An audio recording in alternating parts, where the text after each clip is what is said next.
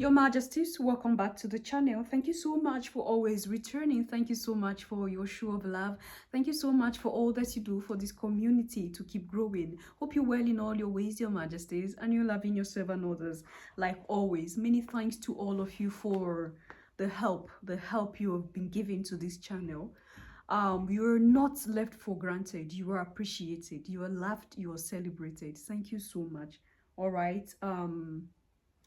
Today, I would want us to talk about something crucial right now that a lot is happening in the continent. All right. The moment France, America, the European government back down of Africa, there will be no African in Europe or America. This whole ideology of, oh, we are leaving the continent because the continent is a forsaken place. It's a third world country. All this is happening because these Western countries or continents are looking around our hometown. The moment we take hold of our inheritance, there will be no son of the soil outside. Because all those greener pastures you've seen that were inhibited by these people, all of them will be returned. And as of right now, the tables are changing, the tables are turning, and things will gradually fall into place. This is the hope of the people of the continent. This is the agitation of the people of the continent. This is the reason why people are going crazy. All right? On the part of the Africans, they are going crazy because they want to kick out the colonial masters, imperialism, and the rest of them. On the side of the Europeans and those who have been making Africa sick, they are going crazy because where they get all they get to make their country a first world country, all right, they wouldn't be getting that. Now, what is their faith going forward? That's why the whole party, the both party, is going crazy. And they are all doing all they can to hold on to that power. They are going to the extent of spreading news that are not true to make you feel that they are still in control of what is happening in the continent. I'm going to take you through something that you will be left with tears in your eyes if care is not taken. And all of this, why am I bringing this here? Because we have to still change the narrative. We have to change the narrative that these people are pushing out. Our youth need not to relent because it is time that we all voice out. It is time that we use all we can. We use our platform to propagate Africa's growth and kick out colonial masters and colonial rule. The moment you guys back down off Africa, what am I doing here in Europe? When I can go to my country, feel at home, enjoy good food, enjoy the sun, lay by the beach all day, and you've imprinted in our mind that for us to make it in life, we have to associate or keep close ties with the West. My grandfather has never left the shores of Africa. My grandfather maintained a family cell structure that is self-sufficient. We grow our own food. We raise our own livestock. There was no need for money because we had everything. In essence, a continent that already had civilization, that is the cradle of civilization. Have you seen documentaries about ancient Egypt? Plenty of them, When the Romans were still savages, Egyptians were like royals and gods. Let that sink in. One thing that keeps me puzzled, despite having studied finance and economics at the world's best universities, the following question remains unanswered. Why is it that 5,000 units of our currency is worth 1 unit of your currency, where we are the ones with the actual gold reserves? It's quite evident that the aid is in fact not coming from the West to Africa, but from Africa to the Western world. The Western world depends on Africa in every possible way, since alternative resources are scarce out here. So how does the West ensure that the free aid keeps coming? By systematically destabilizing the wealthiest African nations and their systems, and all that backed by huge PR campaigns, leaving the entire world under the impression that Africa is poor and dying and merely surviving on the mercy of the West. Well done, Oxfam, UNICEF, Red Cross, Life Aid, and all the other organizations that continuously run multi-million-dollar advertisement campaigns depicting charity porn to sustain that image of Africa globally. Ad campaigns paid for by innocent people under the impression to help with their donations. While one hand gives under the flashing lights of cameras, the other takes in the shadows. We all know the dollar is worthless, while the euro is merely charged with German intellect and technology, and maybe some Italian pasta. How can one expect donations from nations that have so little? It's super sweet of you to come with your colored paper in exchange for our gold and diamonds. But instead, you should come empty-handed, filled with integrity and honor. We want to share with you our wealth and invite you to share with us. The perception is that a healthy and striving Africa would not disperse its resources as freely and cheaply, which is logical. Of course, it would instead sell its resources at world market prices, which in turn would destabilize and weaken Western economies, established on the post-colonial free meal system.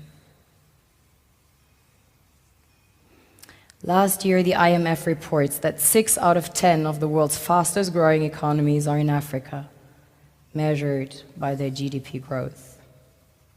The French Treasury, for example, is receiving about $500 billion year in, year out, in foreign exchange reserves from African countries based on colonial debt they forced them to pay. Former French President Jacques Chirac stated in an interview recently that we have to be honest and acknowledge that a big part of the money in our banks comes precisely from the exploitation of the African continent.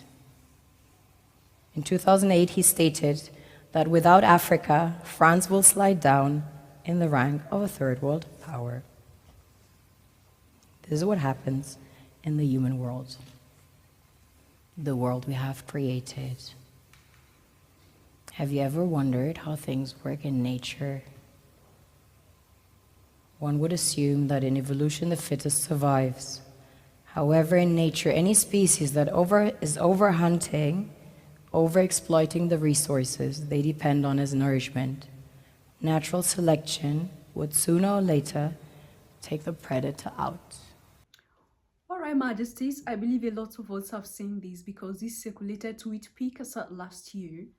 But to me, it's like a prophecy being fulfilled because everything that was said, everything she said, is what we are seeing right now happening. Because there is no France without the African continent. There were words of her which she said, which is evident right now in the happenings of this whole struggle between the French government and the Sahel countries in the continent of Africa. The moment you let Africa be, there will be no reason why Africans will still remain in the West. From the beginning, the first clip, of course, it is true, because if we are allowed to develop ourselves. But the painful thing is, Your Majesty, there are a lot of Africans who are still brainwashed and who feel that there is no Africa without the white people, without the French people, without the Europeans and the rest of them. These are the beliefs that they tie down. All right, this is your programming. A lot of persons are still sleeping as African people. And that is why we can sell our brothers and sisters at the bidding of these people. That is why we can do anything. Even when we hurt ourselves, we wouldn't feel that we are hurting ourselves because we are being programmed by these people to the core. That our lives, we look at them as the savior. All right? They tell you your savior is something else, while their own savior is the minerals and the gold and everything that we have in our underground, in our continent. You remember King Leopold's letter. I always keep referring you to that letter, because when you read that letter and understand, you will get the message that there is nothing that these people comes with that is of good. The fact, the reality, they are only coming because they know what they are getting. Your Majesties. The next thing that got my attention again is, how can one expect donations or aid, as they call it today, aid, from nations that have so little? These are what I want us to ponder as we keep thinking about what is happening right now in the continent. For some of us who feel that the French or the Americans or the Europeans are saviors to the continent. For our own Alkebulans and those in the diaspora who feel Africans will regret what they are doing because they are kicking out those who have come to save them. Africa will regret, Africa will this, Africa will that. How can one expect aid from nations that have so little? Think about it. The third thing is, we have to be earnest, because these are the words of Jacques Chirac, the former, I think, president of France. We have to be honest, all right? Acknowledge that a big part of the money in our banks come precisely from the exploitation of the African continent. Yes, they are aware of it. They know it. They are aware that they have wronged our people. They have wronged us. They have been doing wrong to us from ages past. Our ancestors have been suffering this from ages past. But now, we are our ancestors reincarnate, because we are here now. We have known the tactics of these people, and we are going to use the same sense they are using on us against them. And that is why the whole thing happening right now is like a shock to them. They thought it was business as before. They thought, yeah, it's Africans, let's just go and give them this. They've never seen this before, so they'll jump on the money. They don't know how much money, this is. They don't know how that is. So we're just going to give them a peanut of this, and they'll be so happy, collect it, and give us the gold that they have, because they are stupid people. But no, things have changed. The continent have changed. A lot have changed. Your Majesties. Leave your comment and thought there at the section, and I'll see you in my next one. Until then, love yourself, love others. Stay safe. Stay positive. Always, Your Majesties. Always. Bye for now.